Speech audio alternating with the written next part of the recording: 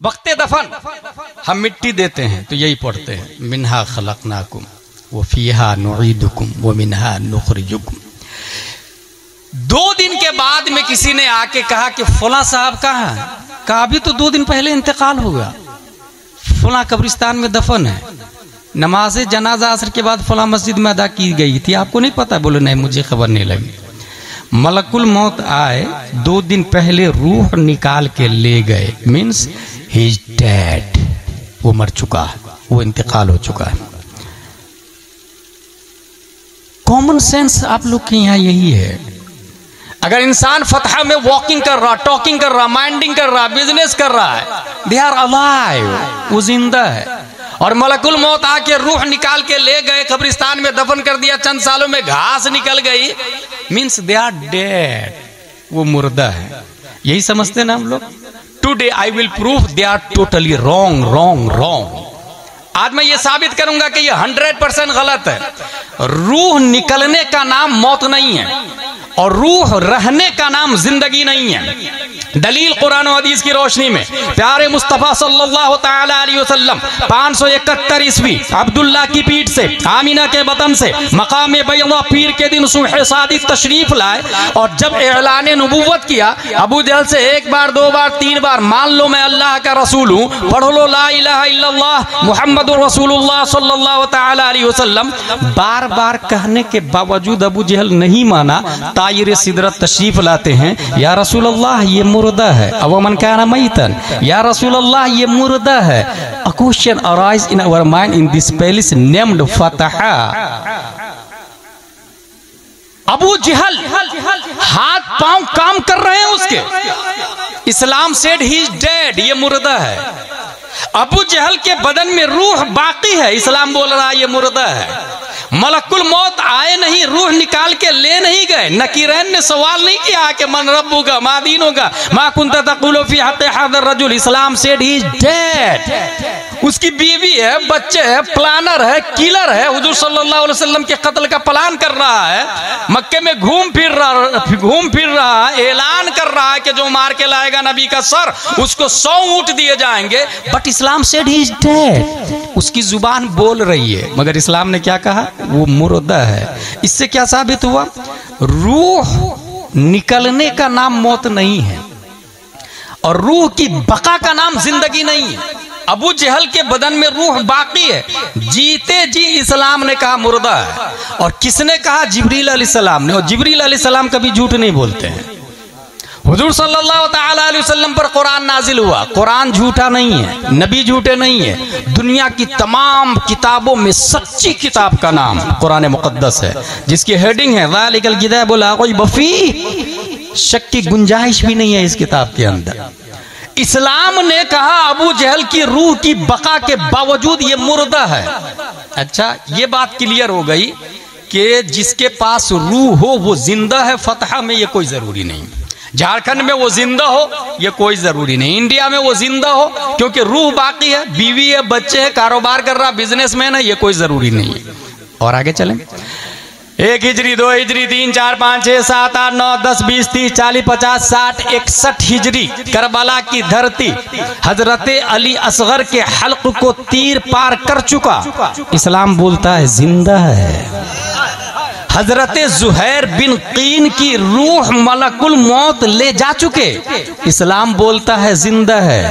हजरत मुस्लिम बिन अकील शहीद हो गए, इस्लाम बोलता है जिंदा है। हजरत हुर जा चुके, इस्लाम बोलता है जिंदा है। हजरत इमाम हुसैन बदन करबला में, सर दमिश्क में, इस्लाम बोलता वला तक़ूलू लिमन युक़्तलू फी सबीलिल्लाहि अमवात। सवाल पैदा होता, ऐ अबू जहल तू जीते जी मर कैसे गया? और ऐ करबला वाले आका, मरने के बाद भी आप जिंदा कैसे हैं? मिजाजे अबू जहल ने जवाब दिया, अदावते मुस्तफा ने मुझे जीने नहीं दिया। करबला वाले हुसैन बोले, मोहब्बते मुस्तफा ने मुझे कभी मरने नहीं दिया। नारे तकबीर, नारे रिसालत, मसलके आला हजरत सरकारे मदीना कॉन्फ्रेंस हजरत अल्लामा मुफ्ती मुफ्ती गुलाम जिलानी अजहरी। अरे भाई जिंदाबाद, वाह वाह वाह वाह। बात क्लियर हो गई। जो इंसान झारखंड में चल फिर रहा है वो जिंदा हो कोई जरूरी नहीं, दुनिया उसे जिंदा बोले। According to holy Quran they are maybe dead body, और जो कुरान है वही सच है, वही राइट है। मिनहा खलकनाकुम, हमने इसी मिट्टी से आपको बनाया है। तफसीर में यह आया है कि जो इंसान जहां की मिट्टी से बनता है वहीं दफन होता है। कैसे बनता, कैसे? हदीस शरीफ, इन्ना अहदकुम युजमउ खल्कुहु फी बत्नि उम्मिही 40 यौमन नुतफह थुम्मा यकूनु अलका मिस्ल ज़ालिक थुम्मा यकूनु मुद्ग़ह मिस्ल ज़ालिक थुम्मा युरसिलुल्लाहु इलैहिल मलक फयनफखु फीहि रूह व युअमरू बिअरबइ कलिमात बिकतबि रिज़्क़िही व अजलिही व अमलिही व शक़िय्युन अव सईद। 40 तिया 120 दिन के बाद रूह फूकी जाती है, हदीस शरीफ में आया। उससे पहले बच्चा माँ के पेट में नुतफा, अलका और मुदगा की शक्ल में होता है।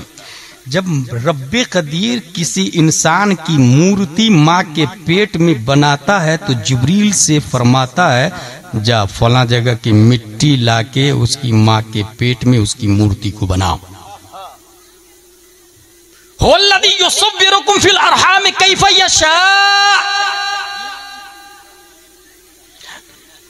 रब जैसा चाहता मूर्ति बनाता मां के पेट में। अच्छा, मिट्टी लाते इस्राइल अलैहिस्सलाम, एक जात है जिसकी मिट्टी जिब्रील अलैहिस्सलाम लेकर के आए हैं, और उस जात को हम लोग मुहम्मद रसूलुल्लाह सल्लल्लाहु तआला अलैहि वसल्लम कहते हैं। इसका मतलब ये हुआ, ये जो कब्रिस्तान में जो लोग दफन है ना, वो यहीं की मिट्टी से पैदा हुए हैं। यहाँ से मिट्टी लेके फरिश्ता ने माँ के पेट में उसकी मूर्ति बनाई, वो इंसान पैदा हुआ। रूह कब डाली गई थी? 120 दिन के बाद में। 120 दिन के बाद में, यहाँ एक पॉइंट है, 120 दिन के बाद में रूह डाली जाती है और 4 चीजों का हुक्म दिया जाता है। उक्तुब बेकतबे रिज़्क़िही, खाएगा क्या, पिएगा क्या, कपड़ा क्या पहनेगा, मकान एक बनाएगा कि 2 बनाएगा, फतह में बनाएगा या फिर हजारीबाग में या कोडरमा में बनाएगा। रिज़्क़ की तारीफ की गई है, अल्लज़ी युंतफ़अु बिह युक़ालु बिल्लुग़तिल अरबिय्या रिज़्क़, मताए जिंदगी को रिज़्क़ कहा जाता है। 120 दिन में ये लिख दिया जाता है। कब मरेगा? 1 दिन के बाद में मरेगा या 100 साल जिएगा? ये फतहा में ये लिख, अल्लाह लिखवा देता है 120 दिन में। आमाली ही, काम क्या क्या करेगा, प्राइवेट नौकरी या गवर्नमेंट जॉब, ये भी लिख। बिजनेसमैन या खेती बाड़ी, ये भी लिख। वह शकीन और सईद, शरीफ होगा या कमीना होगा, ये भी लिख। ये 4 चीजें लिख दी जाती है। यहां एक बात मैं लोगों को बताता हूं कि अगर आप चाहते हैं कि आपका बच्चा नेक बने तो 120 दिन से पहले मुसल्ला बिछाए, माँ बाप दोनों मिलके 2 रकात नमाज पढ़े और फिर दुआ करे, मौला कल तू मेरे बेटे की तकदीर लिखेगा, मेरे बच्चे की तकदीर लिखेगा, मेरे बच्चे की तकदीर में जाहिल होना नहीं, मुजाहिद मिल्लत होना लिख दे। मौला तू कल मेरे बेटे की तकदीर लिखेगा, मेरे बेटे की तकदीर में जुआरी होना नहीं, हाजी होना लिख दे। अब जो अल्लाह नबियों को पैदा किया वो हजारों मुजाहिद मिल्लत पैदा करने पर कादिर है, दर्जनों गौस और अब्दाल पैदा करने पर कादिर। बईद नहीं है कि फतहा में कल हो के गौस पैदा हो, ये मुहालात से नहीं, मुमकिनात से भाई साहब, मुमकिनात से। ये हमारे उलमा जानते हैं, मैं आप लोग को बता रहा हूं। तो 120 दिन से पहले पहले दुआ कर लेंगे ना, तो अल्लाह तबारक व तआला देखता है कि मेरी बंदी, मेरा बंदा ये दुआ कर रहे हैं, फरिश्ता इसके बच्चे की तकदीर में मुत्तकी परहेजगार होना लिख दे, मुफ्ती होना लिख दे। इसकी 1 दिन की उम्र मत देना, इसकी उम्र 100 साल की लिख दे। 1 दिन के बाद बच्चा मर जाता ना तो औरतें बहुत शिकायत करती है, मैंने क्या गलत किया था, एक ही तो बेटा था, उसको भी मार दिया तूने, 1 ही दिन के बाद मार दिया। ना, उसका था, उसने ले लिया।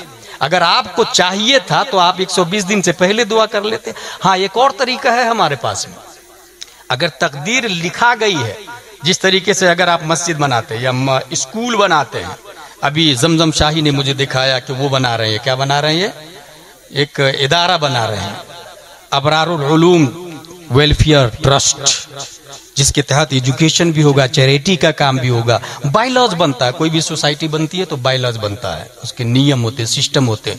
100 साल के बाद में अगर कोई अहले हदीस कब्जा कर लिया, आप जाके सीधा कलेक्टर को बोले कि ये बायलॉज है और इसमें लिखा हुआ है रूल नंबर 9, इसके अराकीन सिर्फ और सिर्फ सुन्नी सहीउल अकीदा मसलक आला हजरत वाले होंगे। 100 साल के बाद भी कलेक्टर के बाप को वही डिसीजन देना पड़ेगा जो बायलॉज में लिखा हुआ है। तकदीर में जो लिख गया वो तो फिक्स हो गया, लेकिन तकदीर अब बदलना चाह रहे हैं। कोई शराब पी रहा, जुआ खेल रहा, फतह में माँ बाप परेशान है, बदलना चाह रहे हैं तो क्या करे, मजबूर महज नहीं है। अल्लाह तबारक व तआला ने एक ऑप्शन दिया है। 470 हिजरी में उम्मुल खैर फातिमा के पेट से, शेख अबू सालेह की पीठ से एक बच्चा लफ्ज़े अब्दुल कादिर से मुसम्मा जीलान की धरती पर पैदा किया। और शेख अब्दुल कादिर को रब्बे कदीर ने वो पावर दिया, वो कुव्वत दिया कि तकदीर के जो बायलॉज है वो जिस दफ्तर में रखा हुआ है उस दफ्तर का रजिस्ट्रार शेख अब्दुल कादिर जीलानी को बना दिया है। और ये मैं नहीं कहता, अच्छे रजा, प्यारे रजा, आलिम रजा, फाजिल रजा, अल्लाह की रजा, सहाबा की रजा। 10 शव्वाल 1272 हिजरी 14 जून 1856 ईस्वी में नकी अली खां की पीठ से बरेली की धरती पर तसर्रुफात की करवटें लेता हुआ पैदा होने वाला इमाम अहमद रजा खान इरशाद फरमाते हैं कि अल्लाह ने मेरे गौस को तकदीर के रजिस्टर का मालिक और हाकिम बनाया है। वो रकम तराज है। मेरी तकदीर बुरी हो तो भली कर दे के है, मेरी तकदीर बुरी हो तो भली कर दे के है। महबूब इस बात के दफ्तर पे करोड़ा तेरा। नारे तकदीर, नारे रिसालत, सरकारे मदीना कॉन्फ्रेंस, मसलके आला हजरत। ये बात हो गई क्लियर। यहाँ पर मैं इससे पहले तकरीर कर चुका हूँ कि अगर आप चाह रहे हैं कि बच्चे नेक बने तो बच्चा जब माँ के पेट में हो तो बहुत आसान तरीका है। कहाँ गया मेरा मोबाइल? इस मोबाइल में आप जाएं यूट्यूब पर और वहाँ बोले उवैस रजा कादरी कलाम आला हजरत, वो आ जाएगा वहां पर।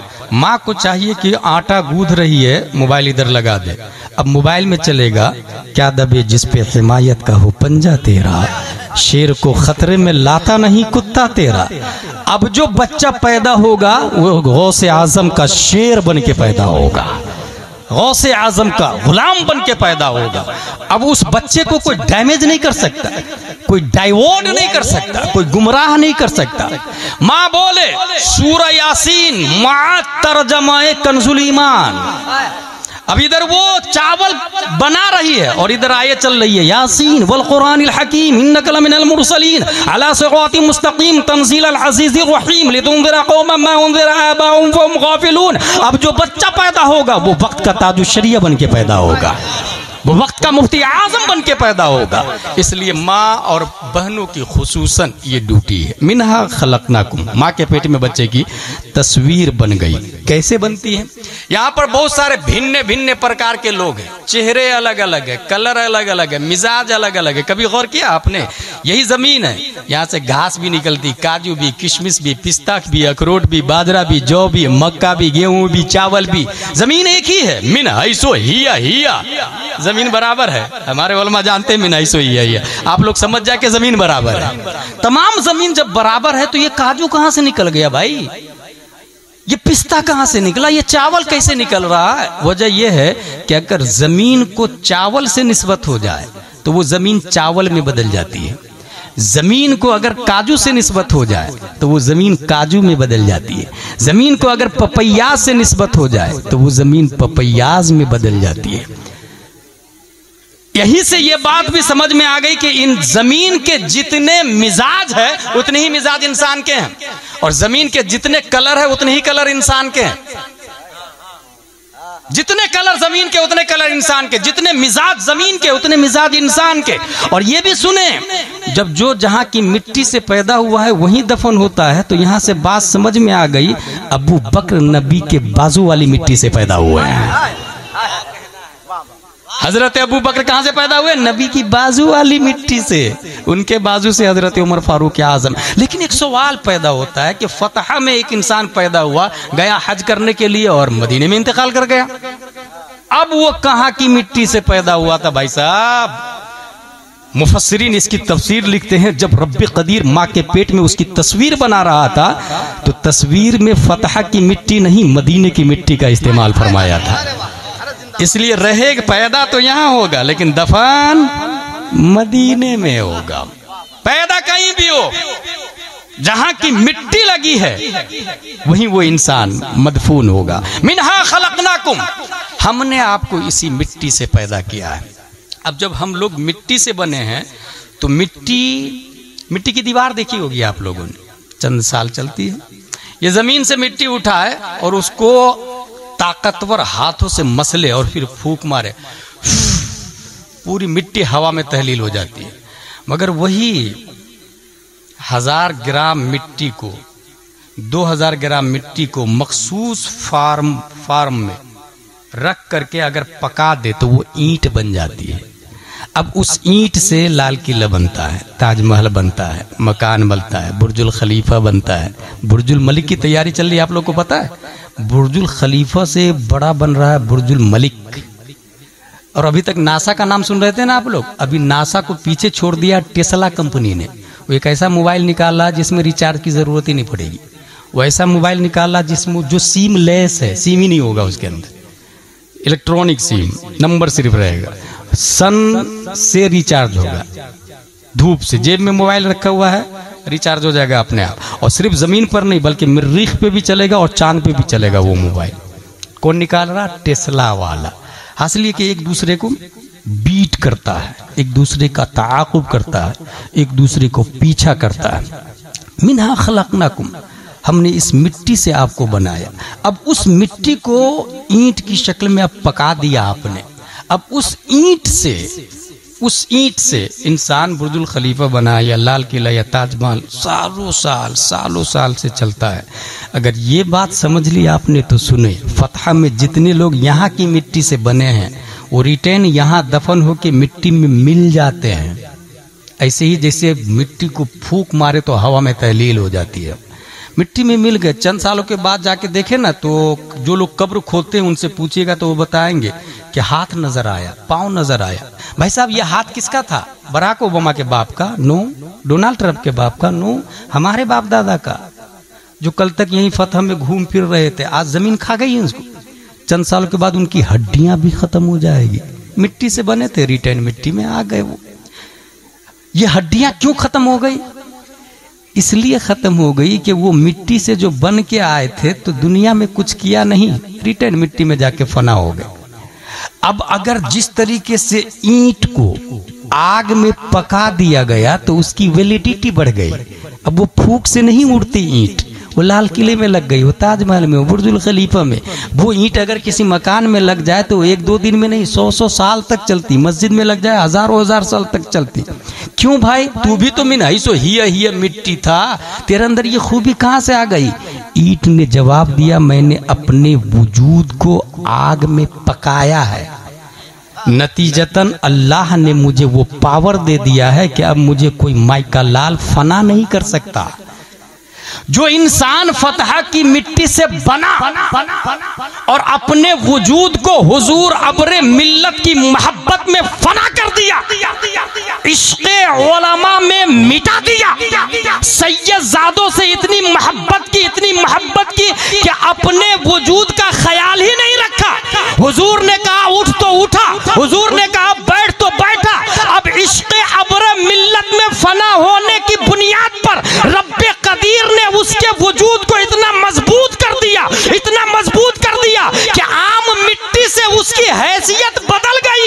यही वजह है कि अब वो मरता है तो जमीन नहीं खाती है, बल्कि जमीन मैली नहीं होती, कफन मैला नहीं होता, मुस्तफा के गुलामों का कभी वजूद मैला नहीं होता, क्योंकि अपने वजूद को इश्क़े मुस्तफा में फना कर दिया है। तो रब्बे कदीर ने ऐसो ही के बारे में कहा है, वला तक़ूलू लिमन युक़्तलू फ़ी सबीलिल्लाह इलाही अमवात। यही वजह है कि 1300 साल हो गए इमाम आजम जिंदा है, 800 साल हो गए गौसे आजम जिंदा है, हाँ 700 साल हो गए ख्वाजा गरीब नवाज जिंदा है। चंद साल पहले ताजुश्शरिया का इंतकाल हुआ। यकीन ना हो तो कब्र खोदो, जैसे कल नजर आ रहे थे वैसे आज नजर आएंगे।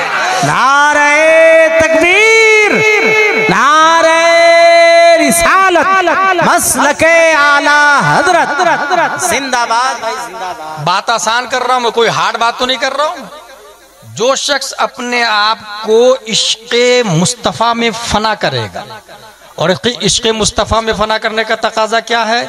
उनकी औलादों से मोहब्बत करेगा, उनके वारिसीन से मोहब्बत करेगा। आज भी 1400 साल हो गए, मस्जिद नबवी में नबी ने मिंबर पे चढ़ के जो बात बताई थी हो बहु बगैर जबर जेर पेश बदले, ये हमारे उलमा बताते हैं। 1400 साल हो गए, ये हमारे उलमा बताते हैं। तो इश्क का तकाजा ये है कि हुजूर सल्लल्लाहु ताला अलैहि वसल्लम के जो जानशीन वारिसीन और सादात इज़ाम है, अपने वजूद को, अपनी मोहब्बत, उनकी मोहब्बत दिल में लाके, इसी को आला हजरत ने कहा, ऐ इश्क तेरे सदक़े जलने से छुटे सस्ते, जो आग बुझा देगी वो आग लगाई है।